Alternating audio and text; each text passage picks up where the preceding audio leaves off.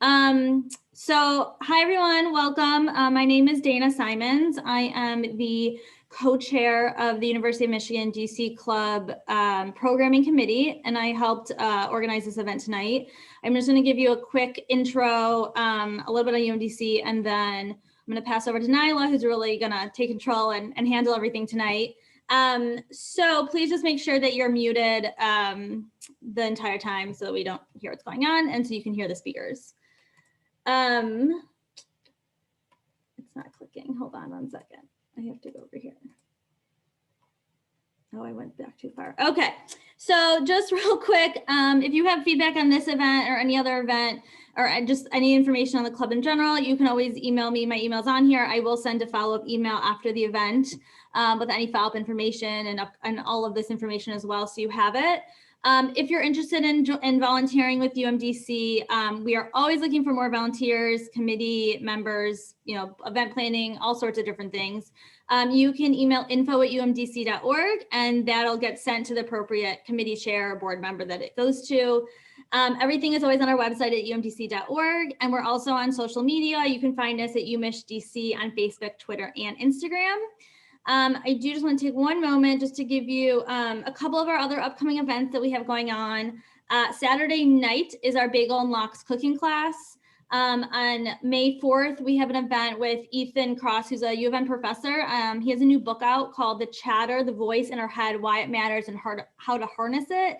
I heard him recently on a podcast. It's very interesting. I highly recommend, if you haven't signed up, that you do so. I think it's going to be a really interesting talk.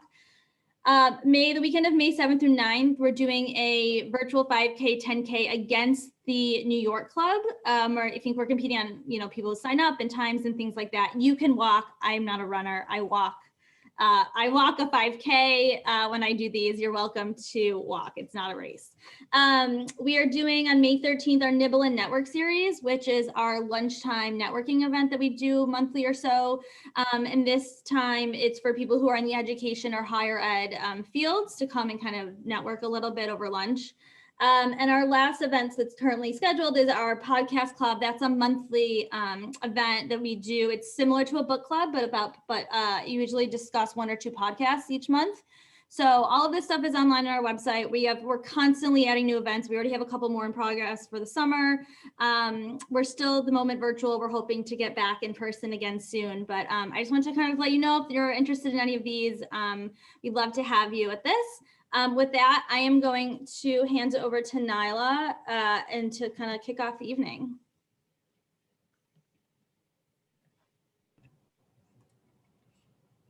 All right. Okay. Hope everyone can see me. My name is Nyla Mengele. I graduated from the U of M in 1995, and I then married a Marine and moved to this area in 2011. And when I moved to this area, being the DC, Virginia, Maryland area, because I know we have people from all over, I got interested in volunteering with a lot of different veterans groups. Some of you may have gone on tour with me a little while ago at the Marine Corps Museum where I volunteer. But I also volunteer with an organization called Honor Flight, and they bring veterans of World War II, Korea, and Vietnam to DC from wherever they live for a day of honor. And I found myself at the Tomb of the Unknown Soldier at Arlington 3 and 4 times a week. And that piqued my interest about the history of the tomb and who guards the tomb, who are these people in the United States Army that are selected for this duty. And I just got more and more interested. And I reached out to Sergeant Major Gavin McIlvenna, who you will all meet in just a second, to ask if he would be kind enough to join a group that I Zoom with for a talk. And that got me thinking about the U of M DC Club here, and all of us, most of us being in this area, with the events coming up to celebrate the Centennial of the Tomb of the Unknown Soldier and America's World War I unknown coming to the Navy Yard in DC in 1921. The celebrations that are going to be happening, I thought it would be interesting to learn more as a group about the Tomb of the Unknown, and also what events are going to be coming up that some of us might want to participate in. So just a general good presentation of information and all kinds of exciting things all the way around. So thank you so much for joining us. And I'm going to introduce Sergeant Major McIlvenna. Before I do, I just wanted to call a little attention to the background that I have here because it has something to do with all of us. The background is the gravesite of Richard S. Winkler.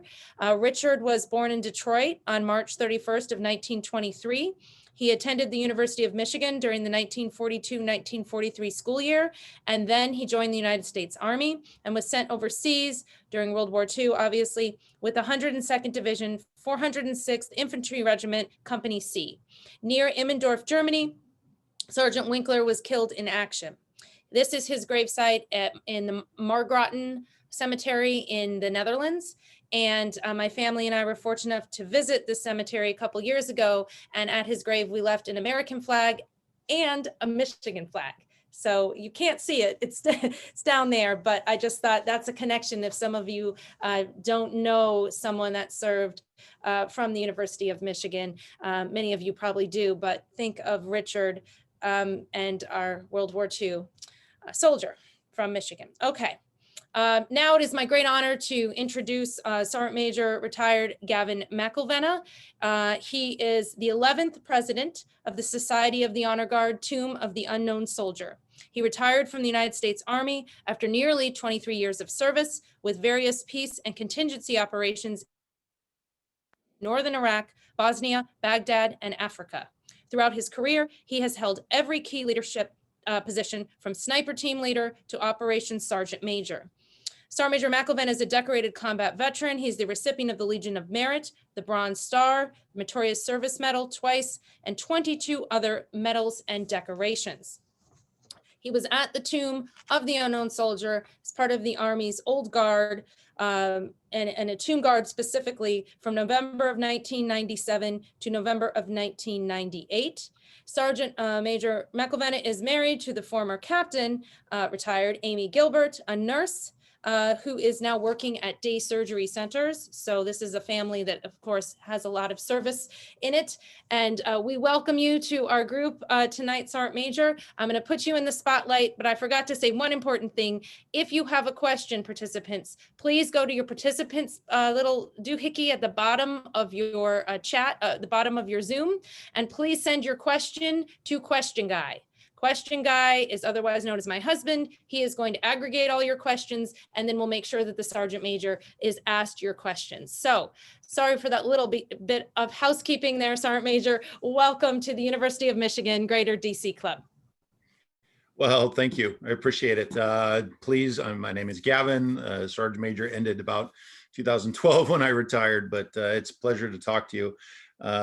I will start off our conversation by saying that my first wife was from Michigan. So if I don't root for Michigan, you can just take it from there. I'm a big Duck fan in Oregon, and we'll go.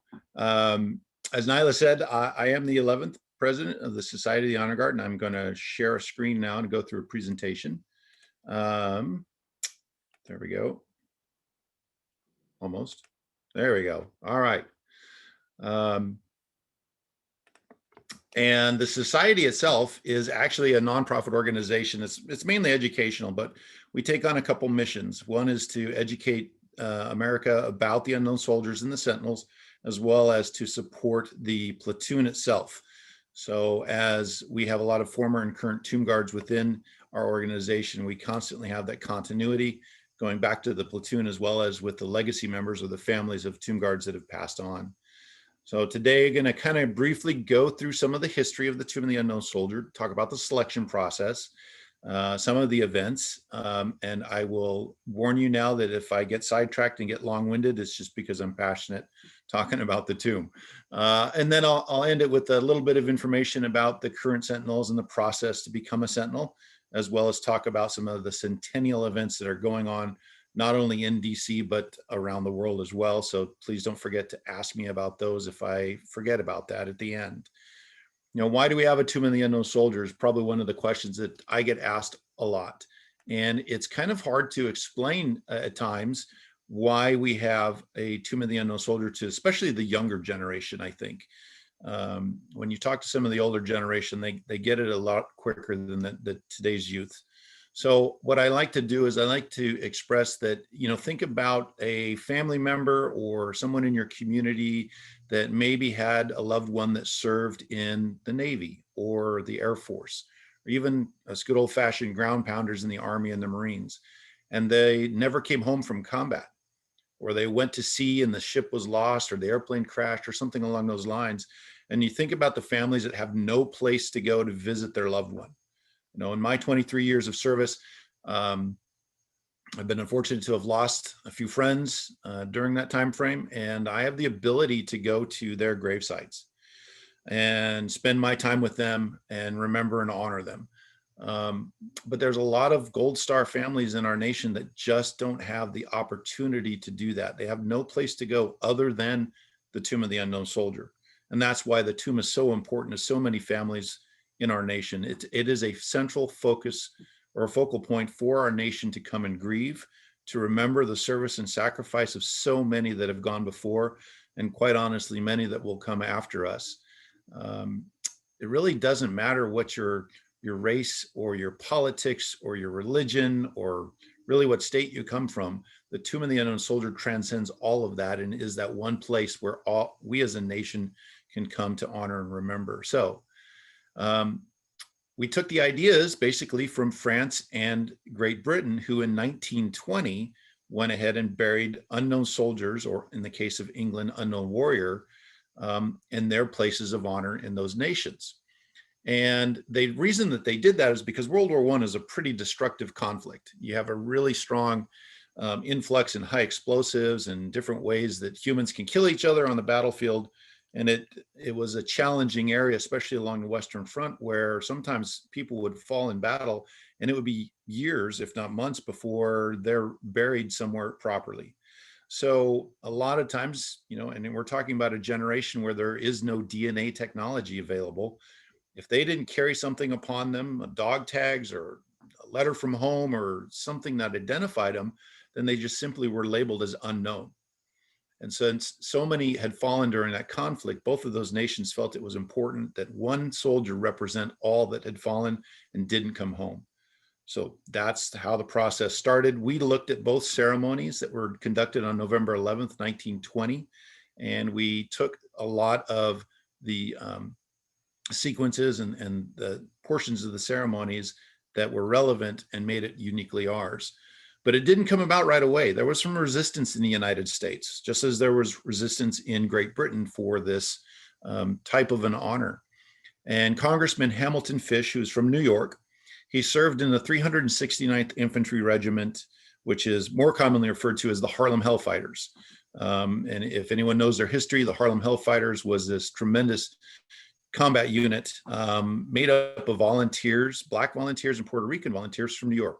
They have one of the best combat records of World War I, being on the front lines more than any other unit.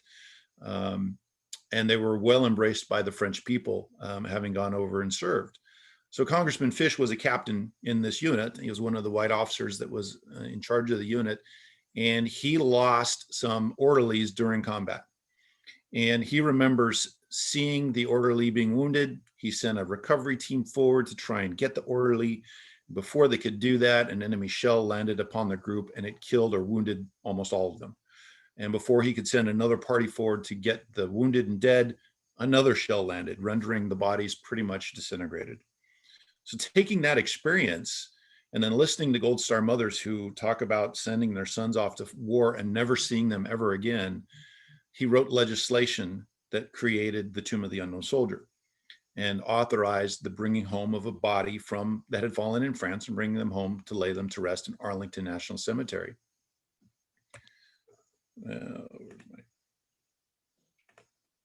All right, there we go. So on October 23rd, 1921, in the town of Chalon-sur-Marne in eastern France, 4 caskets were taken from 4 different American cemeteries, and they were brought to the city hall from different routes at different times, and they were placed inside one room within the city hall, which is the mayor's building there in France. And a French honor guard stood the watch over these 4 unknown American caskets, and they had checked the bodies prior to bringing them to the city hall to make sure there were no identifying marks. There were nothing on the uniforms that would indicate that they were a foreign soldier or that they belonged to a certain unit. They were truly an unidentified set of American remains. The French did what's called an honor guard or a death watch over the night. And this was in preparation for the next day when the selection ceremony would actually begin. And during the night, a French officer would come in and remove the soldiers and randomly move the caskets about the room so that there's no possible way that anyone would know which casket came from which cemetery. And the next morning, Sergeant Younger, who was there on occupation duty, was supposed to just be a pallbearer. But the officer in charge of the detail decided to follow the French way of selecting an unknown soldier, so he chose Sergeant Younger. Now, Sergeant Younger is a decorated combat veteran of World War I. He fought in 3 out of the 4 different areas that candidates were selected from. So the chances of him actually serving beside one of those 4 bodies, or 3 of those 4 bodies, was pretty high. And the chances that they came from one of his units is also very high. So you can imagine showing up to work, right? And thinking, oh, I'm just going to be doing something. And next thing you know, someone hands you a set of roses and says, I want you to go into the room and I want you to make a selection on behalf of the United States government.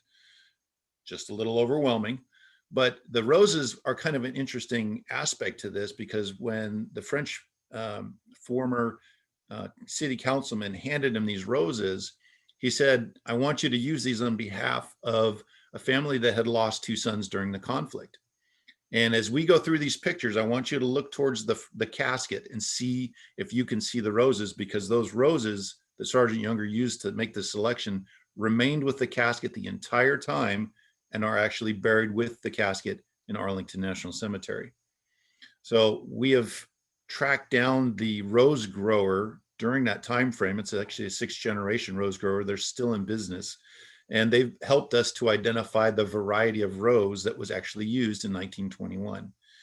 So when we start doing some of our ceremonies later on in the year, we're going to be using the same variety of roses that was used by Sergeant Younger on October 24th, 1921.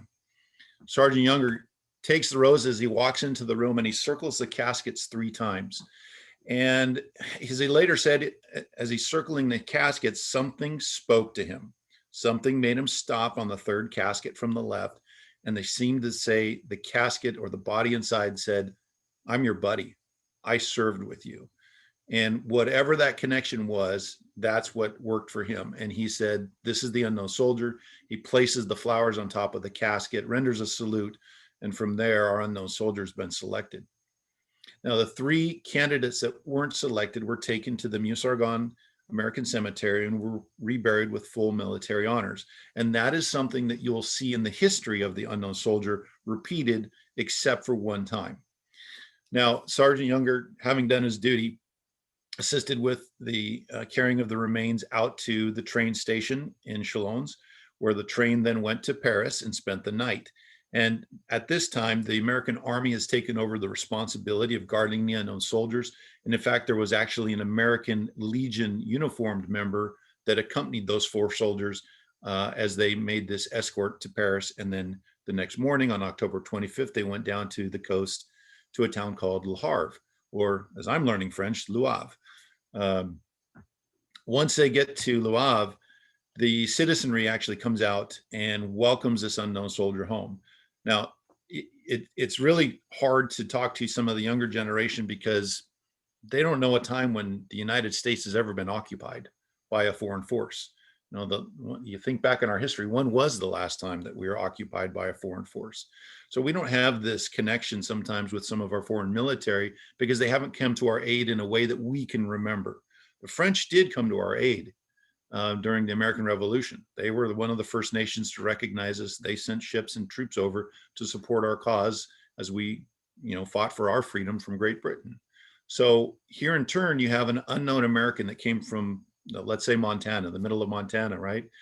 And he comes over and he's fighting alongside the French to liberate them, and he dies in the field. The citizenry remember and honor this, and they take it very, very personal. And in fact, they still do. If anyone has been over to France during any of the D-Day or World War II celebrations, it is very powerful. and still burned into their memory. As Nyla can say, when you go to the Netherlands, it's even more, I think, burned into their memory, because in the cemetery, I'm sure that she has that picture taken from, there are families that are on waiting lists to adopt the graves like Richard's. And those waiting lists go for years, waiting for someone, because typically what happens over there, and I know I'm going off trail here a little bit, but over there, a family will adopt a grave, and then when it comes time for that family, someone dies, they simply pass that responsibility down to the next member in the family. So it stays within the family for generations to remember the Americans that have served and sacrificed on their behalf. Well, everyone comes out and they listen to, pretty much in silence, as the unknown soldier makes his way to the port where the USS Olympia is waiting to take the unknown soldier home. You guys are close enough to DC, you can go up to Philadelphia and stand aboard the USS Olympia today. She's one of the few remaining steel warships from her time. She was her I don't want to say her claim to fame, but one of her first major actions as a naval vessel was during the Battle of Manila Bay on May 1st, 1895. I'm probably getting the date wrong. I shouldn't remember it. But the Battle of Manila Bay, when Admiral Dewey sailed into the Philippines and fought the Spanish. So this was close to the end of the ship's operational career, and she was sent over to bring the unknown soldier home. And in this picture, you see the sailors from the band, because everybody had multiple duties back then. The sailors in the band are playing music. You have a special detachment of Marines that are listed here in the center. And then the Navy ship, or the ship's crew, is lining the rails as prescribed by Navy tradition. The unknown soldier is carried aboard the USS Olympia and immediately placed on the fantail of the ship. And again, another great picture. You can see the unknown soldier's casket right here in the corner.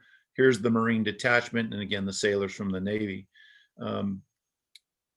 The ship would then depart Le Havre and was honored with French naval warships firing off salutes, which they returned as they left port.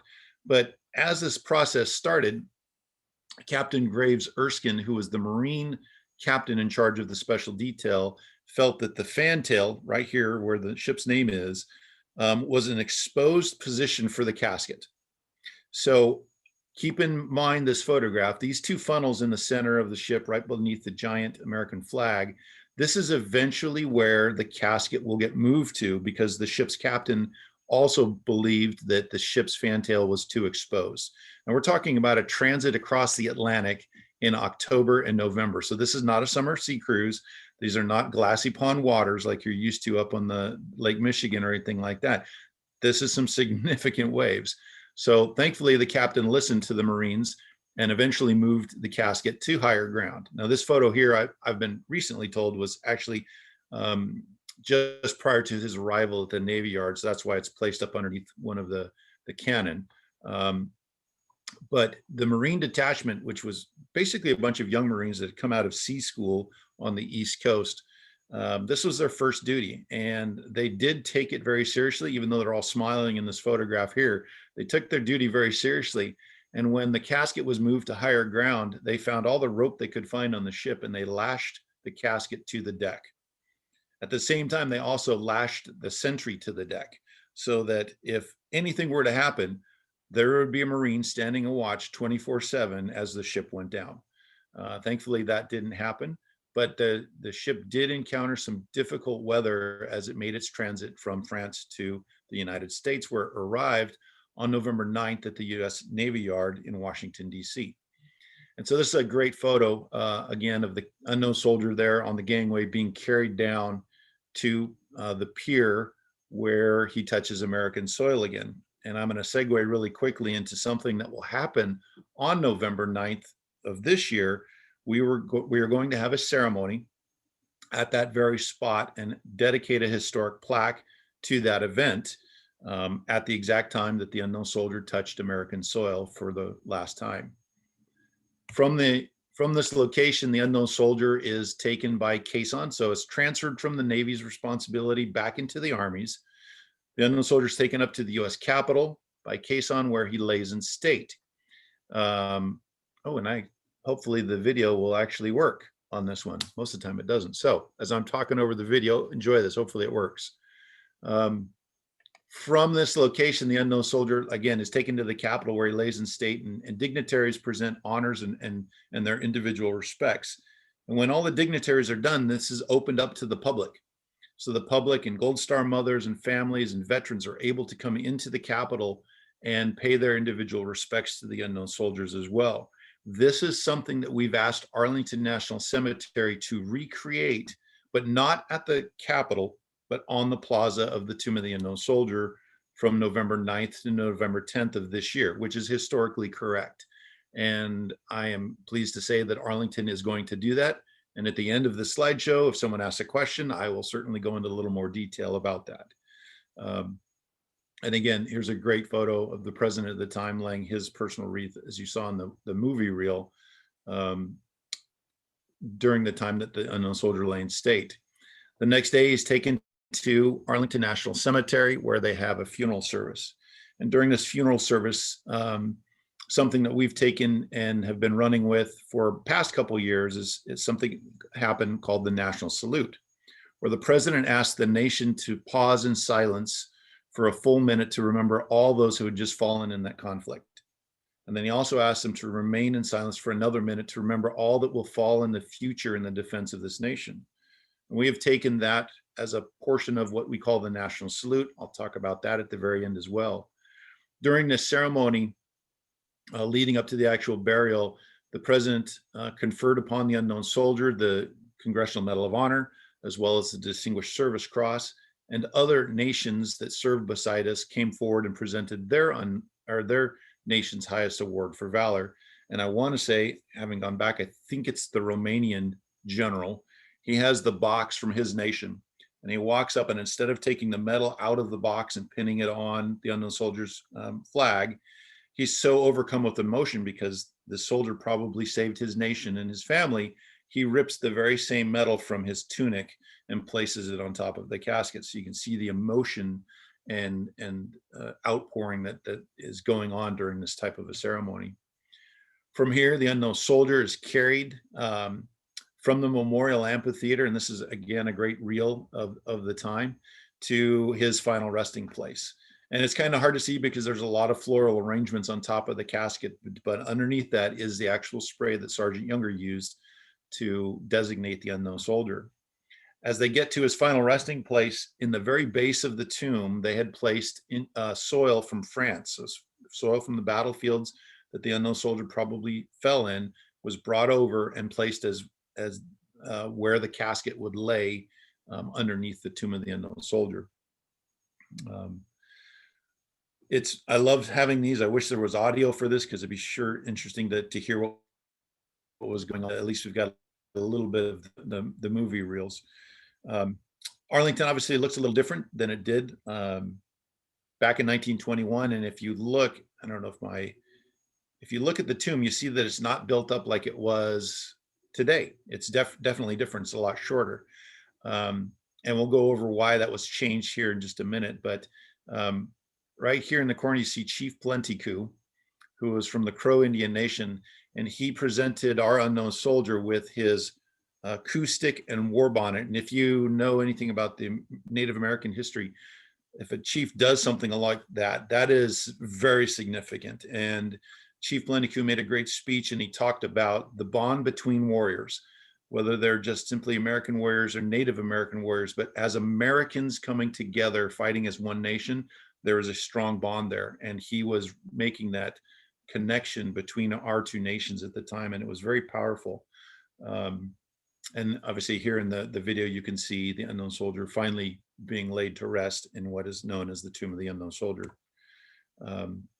A few more of the pictures, which we've already kind of gone over, so I'm going to skip forward to, this is what the tomb looks like today.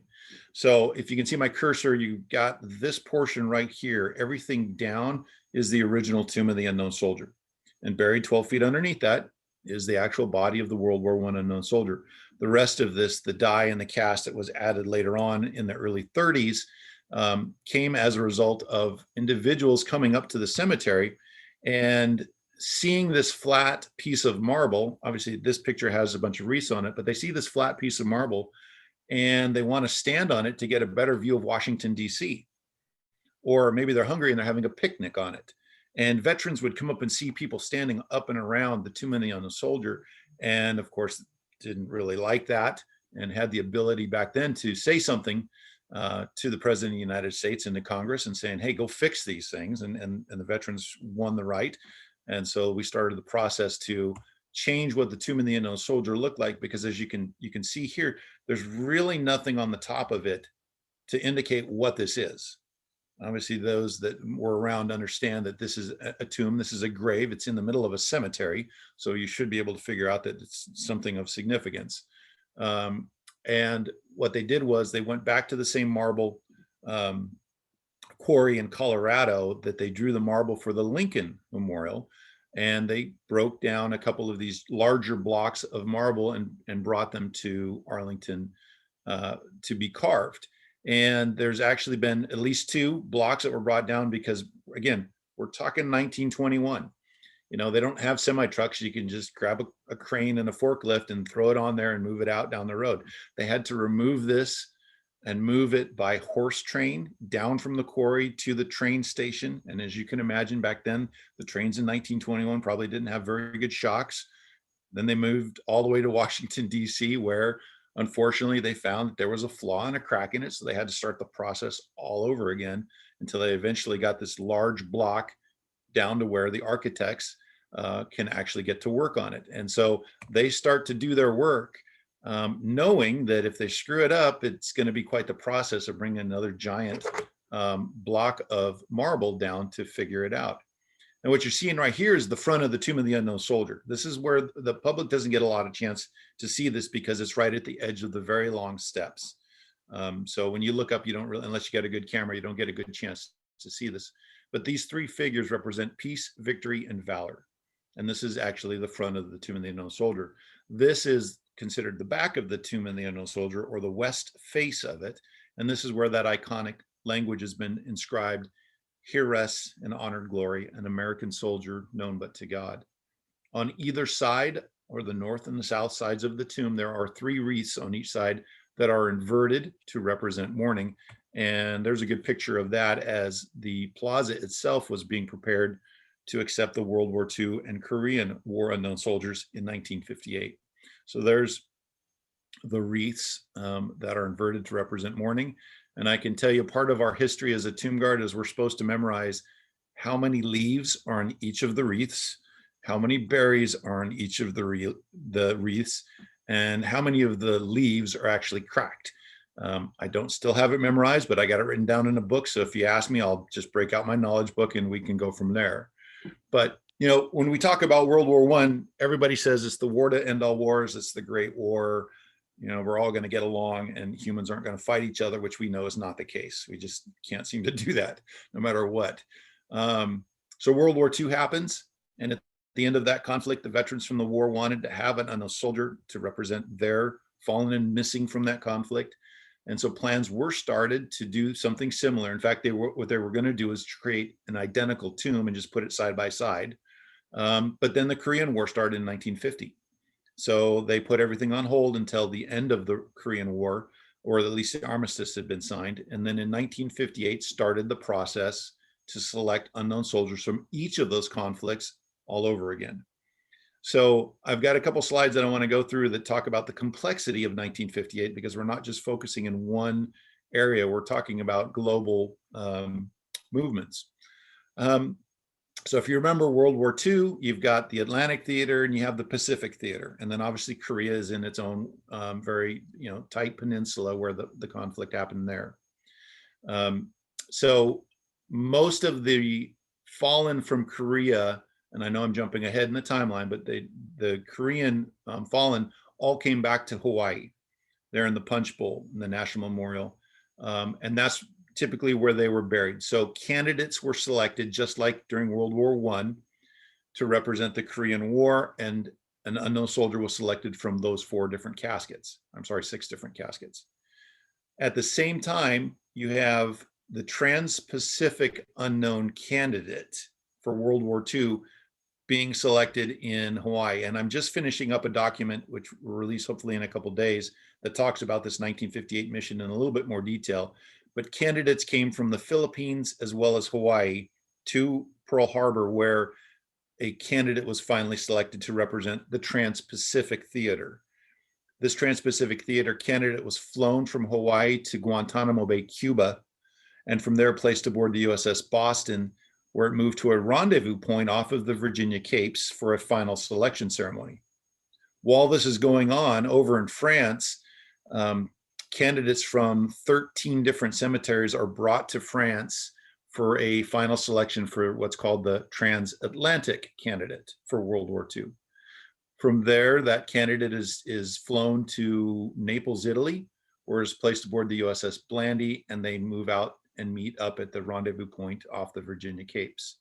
And then the USS Canberra is where the final selection is going to be made, and it comes out and they all meet up together, and I'll go over that in just a second. So this kind of just gives you that once over the world, not to use a pun, but once over the world picture of 1958 complexity on how to get all this together. So this is a photograph in Epinal, France on May 12th, 1958. Hold on for just a sec. And that was water I was drinking if you were paying attention. Oh wait, my camera's off so you can't see what I was drinking. Excellent. And here the selection ceremony from the 13 different caskets is made, and that unknown candidate is then moved to Naples, Italy. At the same time, you've got candidates being selected in Hawaii for both the Korean War unknown soldier as well as the Trans-Pacific candidate. And then as all the ships come together off the Virginia Capes, they do this high wire transfer from the different ships over into the USS Canberra. And, you know, think back to World War I when Sergeant Younger showed up for work, right? And I'm just going to be a pallbearer, and someone hands him the roses and says, nope, you got a little bit bigger duty to do today. Well, the high wire guys that had to operate this unique system of transferring supplies from one ship to another at sea, and those are just rope, it's not cable or anything strong, like it's just rope, had to worry about, oh my God, we better get this right, because if we drop the casket in the middle of the ocean, I'm pretty sure there's going to be a lot of hell to pay. So there was a lot of stress as they're making these moves from the various ships to the USS Canberra, where a final selection is made, and then they have to transfer them back over to a different ship for the final voyage home. So pretty impressive. I would love to see how the Navy guys do this. If I could ever find someone that actually has done this, it'd be interesting to see. This is on the fantail of the USS Canberra. And in the picture there, you see Hospitalman First Class William R. Charette making the final selection for the World War II unknown soldier. And in the photo in the very center is the Korean War unknown soldier who's already been selected. The two candidates had come over from both the Boston and the Blandy into a room, and they were shuffled around so that nobody knew which ship a casket would come from. And then they were taken out onto the fantail of the Canberra, where Charette makes this final selection. Now, Charette is a World War II veteran and also a Medal of Honor recipient. And I breezed over this, I apologize, so we're going to backtrack just a touch. But every one of the candidates up until this point had been reburied in an American cemetery. This is the one time where the unknown candidate that was not selected was not buried in an American cemetery, but was in fact buried at sea using Navy traditions and honors. So that's the one unique aspect of the unknown soldier's history when it comes to reburying the candidates. The World War II and the Korean War unknown soldiers were then put back aboard the USS Blandy, which made its way to the Navy Yard, arriving at Pier Number 3. And from there, they followed the steps of the World War I unknown soldier, going up to the US Capitol, where they lay in state. And then from there to Arlington National Cemetery, where the president confers upon them the Medal of Honor. And then finally, burial next to the Tomb of the Unknown Soldier in their own individual crypts. And this is where you can help me. As I'm trying to educate people, especially the media, they always get the name of this site wrong. The official name is Tomb of the Unknown Soldier, not Tomb of the Unknowns, because as you look at this picture, there is already one unknown soldier buried under the tomb itself. And then the World War II, which is right here, And the Korean War unknown soldier, which is right here, are in their own individual crypts. So the entire site is called Tomb of the Unknown Soldier, not Tomb of the Unknowns. So if you could help me out when people say that, just give them a little bit of history. Don't use a 2x4, and they should be able to get that. 2x4 is in smacking upside the head. We don't need to do that these days. All right. That's what the Tomb of the Unknown Soldier looked like after 1958. Again, with the tomb in the center, with the World War I unknown soldier. World War II is just to the right, and to the left is the Korean War unknown soldier. Fast forward to 1984. Now we have the Vietnam War has ended, and the veterans from that conflict wanted to have something similar done. And there was incredible pressure upon President Reagan to make this happen. And interestingly enough, during this time frame, DNA technology had advanced pretty good to where we're able to identify soldiers. And at the same time, dog tags are really becoming something more prevalent that soldiers would wear, and it's a little easier to identify bodies on the battlefield. There were only, at the time, and this is May of 1984, 4 sets of remains that were labeled as unidentifiable. And these were at the Pathology Center in Hawaii. And from these, 3 of them were identified at one point, but this last set of remains couldn't be identified. So President Reagan went ahead and said, let's make this happen. And they designated those sets of remains as the Vietnam unknown soldier. And in this picture, you see Sergeant Major Kellogg of the United States Marine Corps, who's a Medal of Honor recipient from Vietnam, making that designation in Pearl Harbor, Hawaii. At this point, I would always recommend that if you want to know a little bit more about the controversy behind the selection, to Google Colonel Patricia Blase of the Blase family and find out the process that she went through and her family went through to disinter the Vietnam unknown soldier and identify him. The unknown soldier at the time was taken by the USS Bruton from Hawaii and arrived in California about 7 days later at the Naval Air Station in Alameda. Where he was transferred to the Travis Air Force Base and remained there overnight before being flown by a C-141 Starlifter, which, if you've never had a chance to jump out of those, it's a pretty good jump. Arriving at Andrews Air Force Base at the end of May of 1984, where then they follow roughly the same steps by going up to the U.S. Capitol, where he lays in state, going across the Memorial Bridge into Arlington National Cemetery, where President Reagan confers the Medal of Honor upon the Vietnam unknown soldier, and then finally burial on the Tomb of the Unknown Soldier Plaza between the World War II and the Korean War unknown soldiers. And so for about 14 years, that unknown soldier lay there and was guarded by the tomb guards. And during my time frame in 1997, when I started out, there were 4 unknown soldiers. I was the first relief commander during that time frame. And it was in May 14th, I believe, 1998, that the unknown soldier was disinterred and identified as Captain Michael Blase of the U.S. Air Force, who fell in Laos on May 11th, 1972. And Captain Blase is buried in the St. Louis Jefferson Barracks National Cemetery under his own name. And so from that point forward, the crypt has remained empty. And later in 1990, I think it was in June or July of 1998, they reinscribed the crypt cover, talking about honoring and keeping faith with America's missing servicemen. So that is, really briefly, the history of the Tomb of the Unknown Soldier. And I could go into a lot more detail, but I'm trying to keep it brief. So I'll talk even probably shorter about the tomb guards themselves. Currently, the 3rd United States Infantry Regiment, known as the Old Guard, has the duty to provide sentinels at the Tomb of the Unknown Soldier. It is the oldest infantry regiment in the Army, dating back to the time of the Revolution. Remember, in 1921, after the unknown soldier was buried, there were no tomb guards. And it wasn't until people started clamoring for some sort of guard to be posted that the first guard, which was a civilian guard, was posted in 1925. But only during the hours that the cemetery was open. So when the cemetery closed, there was no guard at night. In March of 1926, the military took over that duty. And then in 1937, on 2 July, around midnight, the 24-hour vigil begins. And until, or up through today, that vigil has remained the same. There's always been a sentinel standing the watch at the tomb of the unknown soldier. It doesn't matter what time of day or night or weather conditions, there will always be a sentinel standing to watch over these unknown warriors. They've given their lives for others to be free, and at the same time, they gave up their identities. And that's the least that we can do for their families, is to stand the watch over them. Sorry.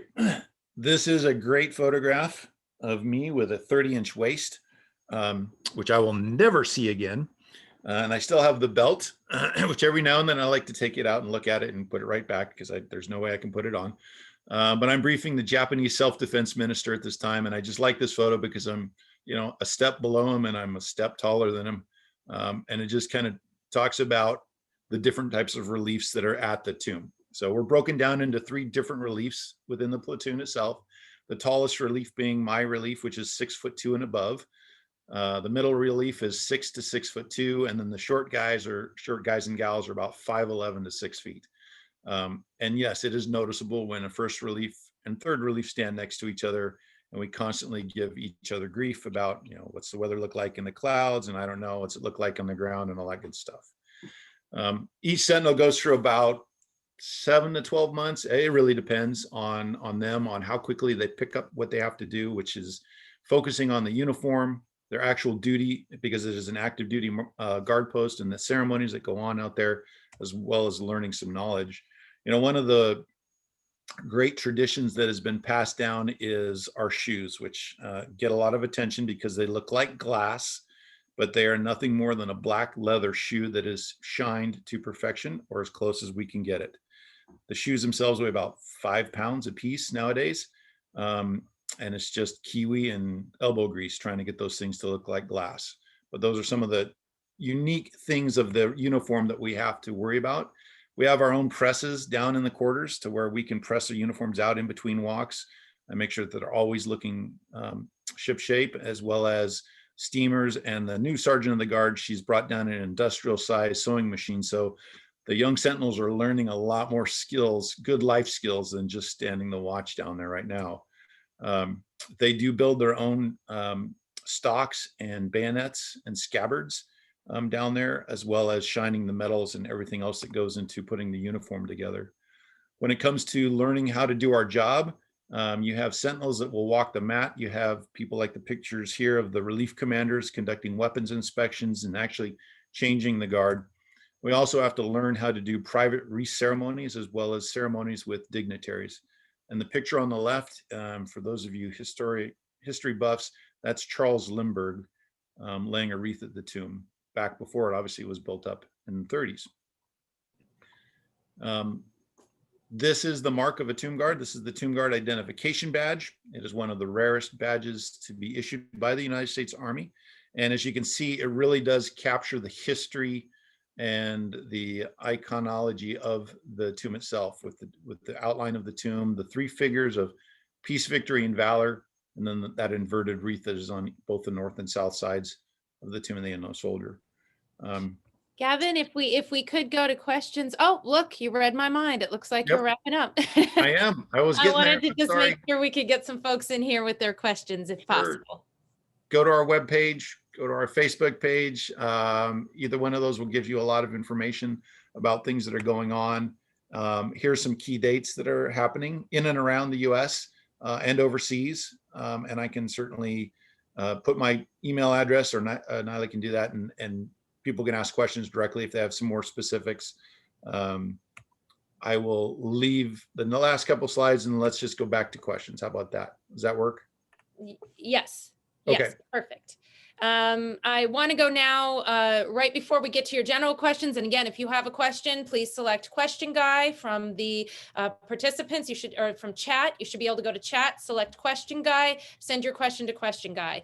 We have someone who is very instrumental in the UMDC Alumni Club, retired out of the United States Army, Colonel Sam Chappell. And I know, Sam, you had a couple questions for Gavin. Can you hear me okay?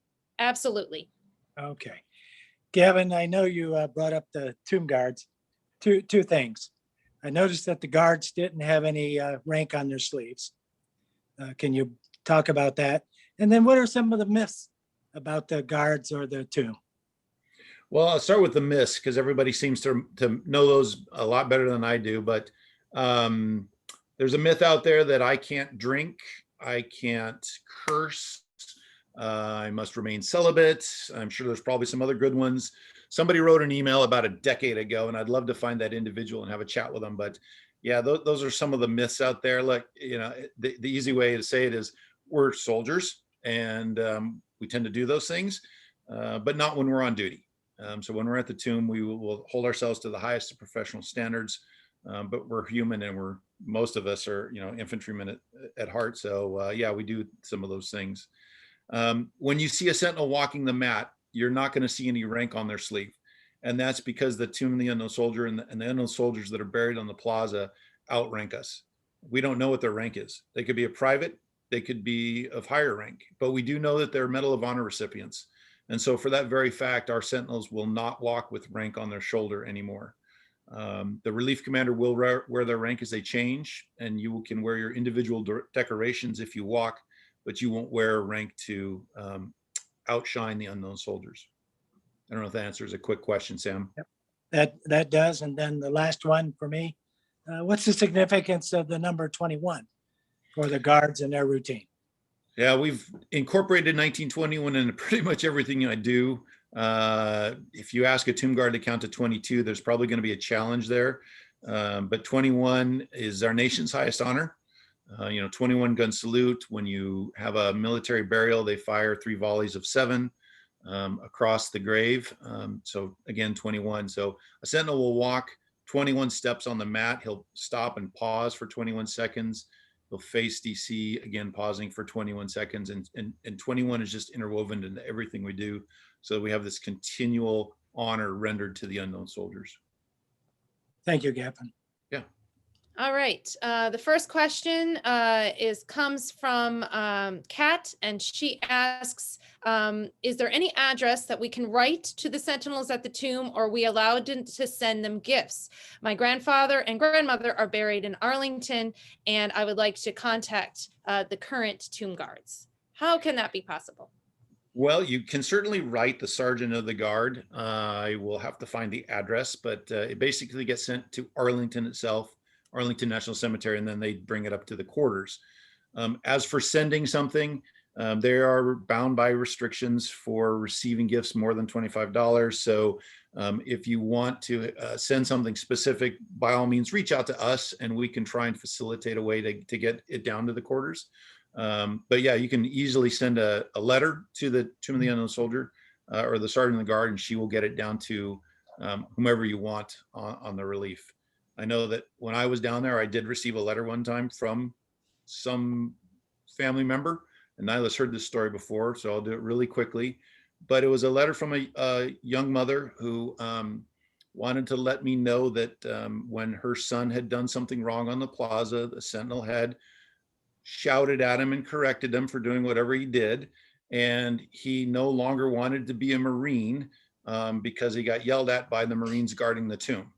And since it's the Army that guards the tomb, I just repackaged the letter and sent it over to the Marine Corps to respond to the young lady. But you can send a letter. Just remember, it's Army soldiers that are down there guarding the unknown soldiers.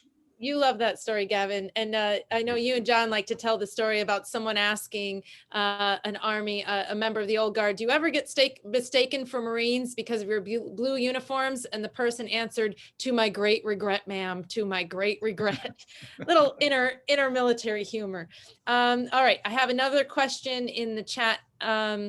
The gesture of Chief Plentycoo of the Crow Nation is very moving. Are there other examples that come to mind of other leaders who made similar iconic gestures of respect at the tomb? Go Navy. So I guess that definitely comes from a Navy. Okay, well, go Army, beat Navy. But yes, there are some notable memorabilia that has been presented to the unknown soldiers. And I think the one that stands out the most for me, besides Chief Plentycoo's war bonnet and his coup stick, is Winged Victory that was presented on behalf, I believe, of the Chinese ambassador. And I can't remember the year, and it's on display. It's in the display room now. So it's upstairs. It used to be downstairs in the chapel. There's actually a chapel underneath the Memorial Amphitheater. And it used to be down there, and it's a beautiful statue of Winged Victory. And so you could easily Google Arlington National Cemetery to view some of the items that other nations have presented. But I think that's one that really stands out for me, having come from a nation, and it is really powerful. That's Hopefully great. that answers your I should question. also mention that tombguard.org. That is our website. Yes. Tombguard.org, I should mention, is our website. Tombguard.org. So if you need, want to communicate or have Gavin talk to another group, he's a phenomenal speaker, as you know. Tombguard.org. Sam, down in your chat, you should see a question. I know a question man has been sending you some. Did you want to read the next question that's come into the chat? I can't see it, but Okay. my next question was, for your time as the relief guard or the sentinel, what was your worst day or your worst memory and your best? Worst and best. Boy, that's a tough one. I think that they kind of roll together into the same one. And that would be the day that the Vietnam unknown soldier was disinterred and removed from the plaza. It was a kind of a tough day as a relief commander and as a sentinel to watch someone that we had stood the watch 24/7 over be removed from the plaza and taken away. And I know that all of us wanted to stay with the unknown soldier until he was actually identified and be present, because it was our job to make sure that he rests in peace. And so that was a challenging day. And at the same time, I know that a family got some closure. So it was a difficult day all the way around. Actually, 2 or 3 days of what was going on was difficult. I was still in training at the time. I hadn't earned my Tomb Guard badge. So for me physically, it was challenging because we moved. In the picture you see behind me, they'd blocked it off and had moved all of the guard changes down the steps. So I had to navigate the steps up and down without sunglasses, with everybody staring at you, not wanting to trip or damage your shoes. And our relief was the one that got to do all the lower level landing changes. So it was a challenge for me as someone, knowing that there's a spotlight on me as they're monitoring me and evaluating me to earn my badge. Okay. Now I did get into the chat section, and there was a question revolving around the female guard, Sergeant Heather Lynn Johnson. Did she ever walk the mat with you? And how many females have been guard to? That's a good question. No, Sergeant Johnson walked just before me. So I came in 98. She was down there 95 to 96, if I remember correctly.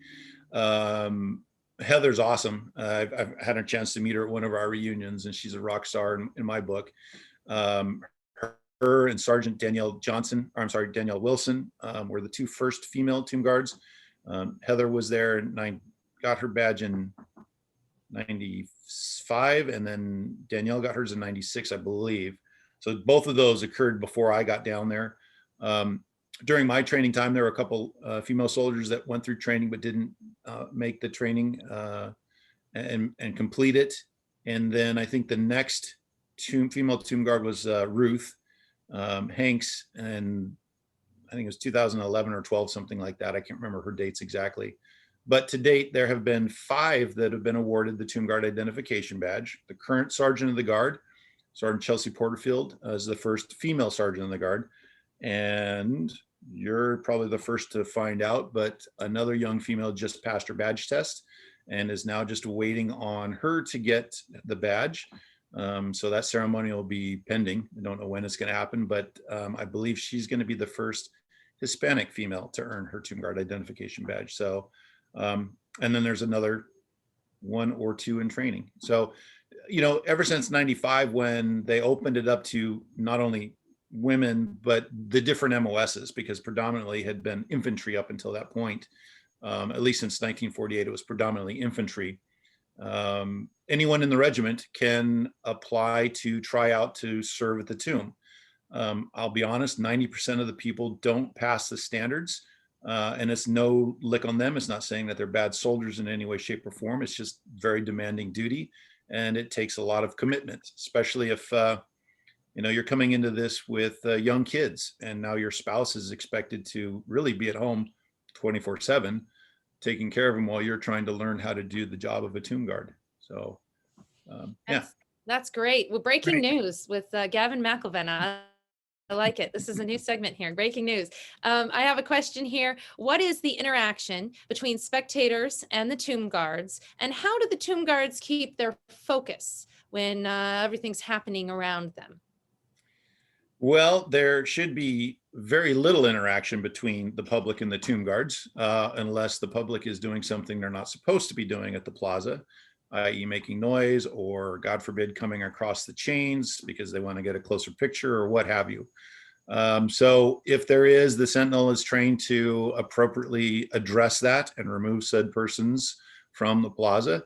How do they maintain their discipline? Just 12 months of solid training. And it's hard to describe it, but we are trained to ignore the audience as much as we can, with the exception of when they violate our area. I remember watching Sentinels have bees land on their face, and the bee crawling behind their glasses and fly off the other side, and them not moving.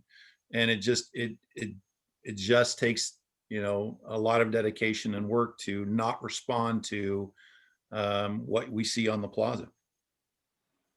Amazing. Yeah, the training is just amazing. Sam, did you have another one in there? And then I'll ask one more, and then we'll let Gavin go because we're a little past time. But Sam, did you have one more? Yes, I do. Okay. The question was revolving around, you already talked about them disinterring the Vietnam unknown because they were able to identify him.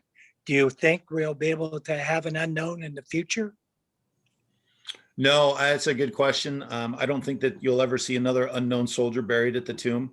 Anyone that's in the military now has given up so much DNA samples over the years. I know I didn't, and I've been out since 2012. I know the Army took DNA at least 2 or 3 times from me. So, technology is advanced to a point where you're not going to see another unknown soldier, I think, from any of our future conflicts. Hopefully that answers the question.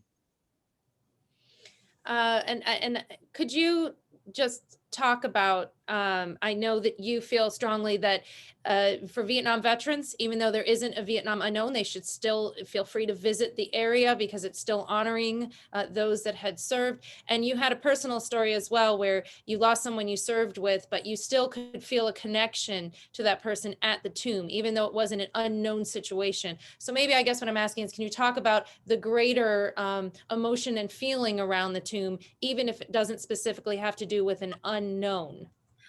Certainly. And don't worry about me going over time. If you guys need to cut out, then you can cut out. I'll sit here and chat all day about this and answer whatever questions you have. So in regards to the Vietnam soldiers or service member and veterans, just because there's not a body representing all of your missing and fallen, it doesn't mean that the Tomb of the Unknown Soldier is any less important for you. You need to come to the tomb. It is the place where we can remember our brothers and sisters who have fallen. As I mentioned in the beginning, I can visit all of the people that I've lost during my service. I can go to their graves. I can fly to the different states. I can do those things. But for me, when I was down at the tomb, being there made me feel a lot closer to each of those, even though they were in different states, Colorado and Alaska, for an example. I was still able to have my moments of reflection and commune with them by just being at the tomb itself, because the tomb really does not just represent a conflict. It represents all conflicts and all of those who have served and sacrificed on behalf of our nation. So, even in the future, our Afghanistan and Iraqi veterans, or whatever conflict we get into down the road, this will be a place that you can come and you can remember. This is a place where you can come and you can mourn and and feel the power that is the unknown soldiers, and see the commitment of our nations to our warriors that stand the defense 24/7, regardless of where they are in this world. That's every time I go back to the tomb, I feel very strongly for the unknown soldiers, because I've served with them and walked with them and talked to them and tried to figure out their lives in the middle of the night. But at the same time, all of those that I've stood shoulder to shoulder with.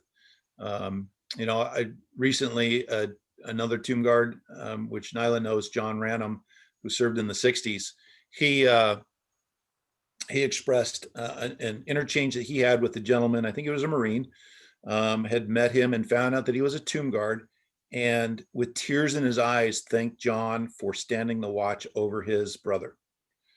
And it's one of those things where we don't know if he's buried in the tomb, but that individual certainly felt that way. And for them, their loved one is there. And I know a lot of older generation tomb guards have heard stories from families that talk about that, about they'll stand there when the chains were a lot closer, and they would tell the story of their loved one's life and say, thank you for watching over them. Even though, what are the chances that their loved one really is underneath the tomb or in one of the crypts? But for them, that's the place that they can come and be close to their loved one. So that is that's the why behind the Tomb of the Unknown Soldier, and why it's so important. If you look in our nation today, and you start looking at some of the older monuments, and again, the tomb is not a monument, but you look at the monuments to, like, Civil War. If you ever go to Gettysburg, you can walk around Gettysburg and you can see the battlefield. You can see where the combatants, fought each other, and there's monuments all over the place. But as the combatants die off and as the families fade away, those monuments just become a piece of stone. They may not have as much meaning to the young American today that goes down to Gettysburg. The tomb is not that way. The tomb has grown in its relevancy because it is so powerful, and it does represent a lot more than just a conflict. It represents the service and sacrifice of so many Americans to go forward and protect others. That's beautifully said, Gavin. Thank you very much. And I think that's an excellent sentiment to close on. We do have the State of the Union coming up at 9 o'clock, which a lot of people around the country and people in DC will probably be watching. But this is a great lead into that, Gavin. And some of you, there's a few questions left. I will make sure that you get those, Gavin. And whenever you have a chance, please, at your leisure, give us some answers, and I'll make sure that everyone that signed up today will get the answers. And there's a few questions about the upcoming events in DC. Those are on tombguard.org, and we will do our best. Also, I know Dana had said that as a club, if there's a current event that our club members can get involved with, we will make sure that our members know how to do things like that at Arlington, the flower laying, for instance, and some of the other things. If there's a chance for people to get involved, we'll definitely let people know. So absolutely. Yeah. Thank you very much. Well, thank you for the opportunity to talk. All right. Have a great evening. Thanks, everyone. Thanks, Dana. Thanks, Haley. Thanks, Sam Chappelle. And thank all of you for your interest in participating tonight. So good night, everyone. Thank you. And go blue. Good night, everyone.